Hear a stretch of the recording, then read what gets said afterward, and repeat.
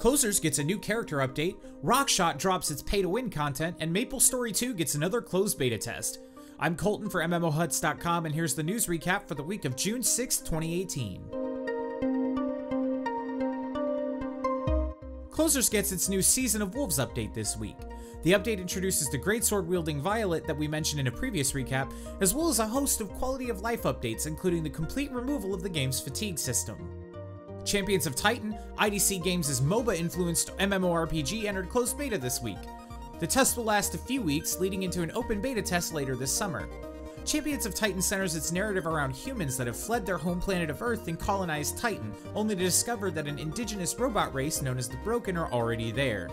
The game will feature 14 heroes to start, with more than 20 more planned for later release, each with their own exclusive skills. The game will feature traditional MOBA-style PvP, full PvE raid and dungeon content, a guild system, auction houses, and plenty more. You can register for the beta test with a link down in the description.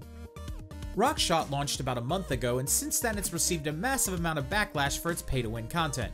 Gameforge and Soleil have listened to the feedback though, and they're offering a new update to remove pay-to-win content and refund players who've purchased it.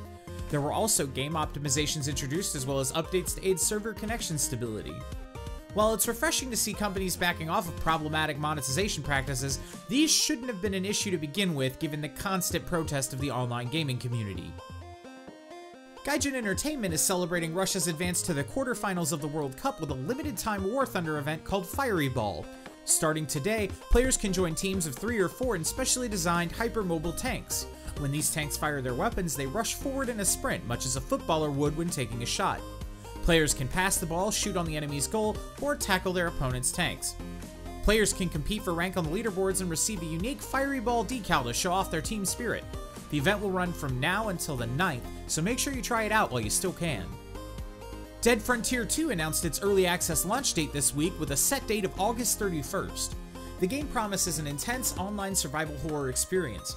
Gameplay shown in the teaser trailer seems very reminiscent of Resident Evil 4, which is sure to excite fans of the game's iconic over-the-shoulder approach to the genre.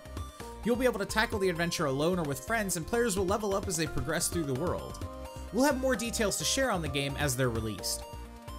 Finally, MapleStory 2 announced a second closed beta test this week, which will begin on July 18th.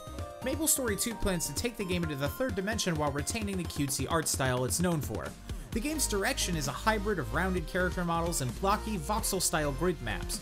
If you want to give the sequel to the long-standing side-scroller MapleStory a try, you can sign up over at the game's official website.